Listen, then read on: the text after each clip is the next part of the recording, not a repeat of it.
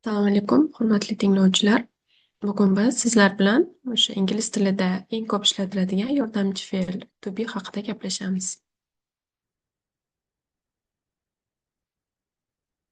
Hozirgi oddiy zamondagi to be'ning shakllari bu am, is, are. Present simple shakllari va tuslanishi. Subject ega, ya'ni I ga am shakli olinadi. Masalan, I'm a student. Men talabaman. He, she, it uchun is formasi olinadi va bu yerda misol tariqasida she is smart gapini olishimiz mumkin.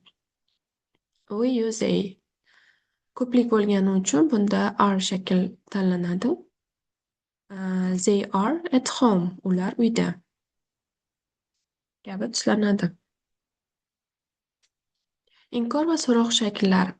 Negative and questions.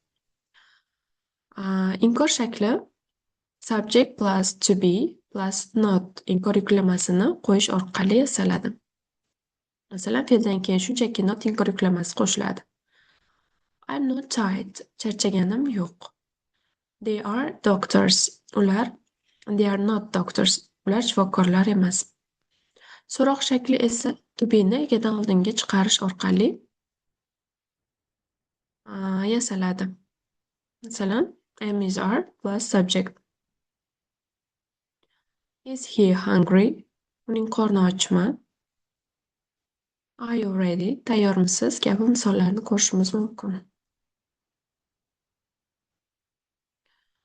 To be'ning o'tgan zamoni was, were shaklda yasaladi.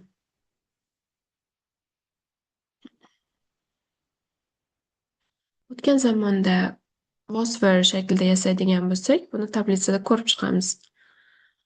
Masalan, I, he, she, it uchun was formasi, we, you, they uchun esa were shaklini qo'yamiz. Negativ, ya'ni inkor shakli tepada ta'kidlaganimizdek not inkor yuklamasi bilan yasaladi. Masalan, I was busy yesterday. Men kecha band edim. Endi shuni inkor qiladigan bo'lsak, I wasn't busy yesterday. Men kecha band emas edim.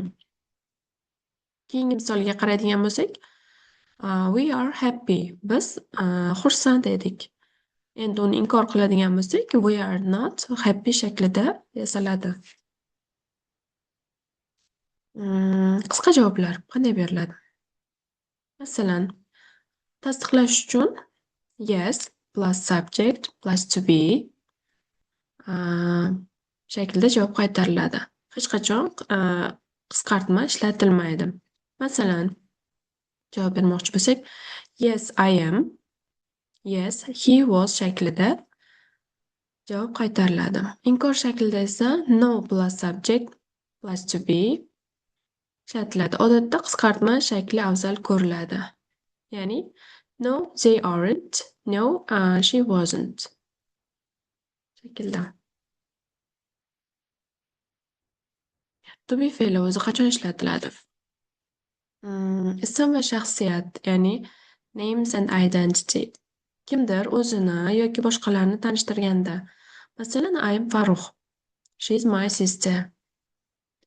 Men Farruhman, u mening singlim. Kabi bu yerda I, ya'ni egadan keyin am, to be'ning am shakli ishlatilgan. She'dan keyin esa is shakli ishlatilgan.